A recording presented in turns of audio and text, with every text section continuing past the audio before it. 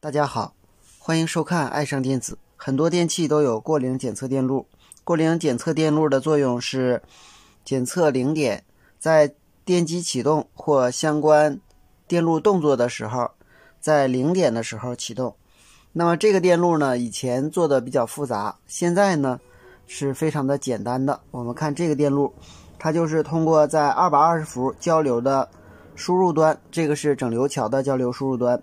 通过一个二极管半波整流，这端是二极管的正极，这端是二极管的负极，串了一个 680K 的电阻，再串一个 680K 的电阻，然后在这个位置对地分压一个 10K 的电阻，在这儿就得到了一个过零检测电压，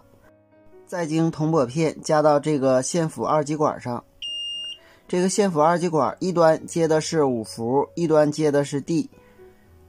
也就是说最低这个电压不能够低于 D 的电压为0伏，最高不能高过5伏。经二极管线辅以后，再经一个 4.7K 的电阻加到这个 4.7K 电阻的这端，通过这个 4.7K 电阻耦合到 MCU 进行过零检测。同时这个位置还有一个高频抗干扰的电容，下面我们测量一下它的波形。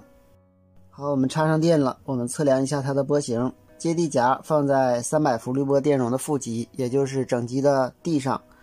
这个 MCU 呢与300伏滤波电容是共地，这样的设计就比较简单了，通过电阻就能够检测过零信号。下面我们测量一下线辅二极管上面的过零电压，我们看它的波形是这样的，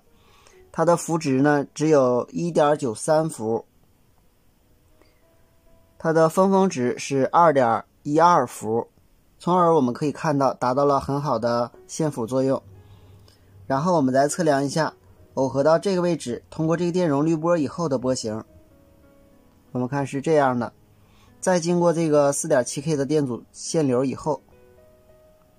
加到 MCU 上的波形是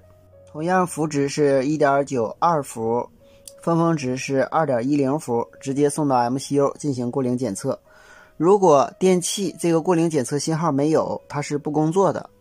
我们先看一下这个图，这端是220伏输入火线零线，这端是一个半波整流的二极管，这个单元可以看成是整流桥的负极单元，这端是接地，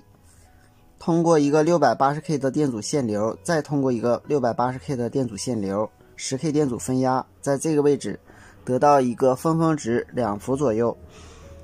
伏值是 1.92 伏的电压，也就是我们的过零检测电压。通过这个二极管和这个二极管线辅以后，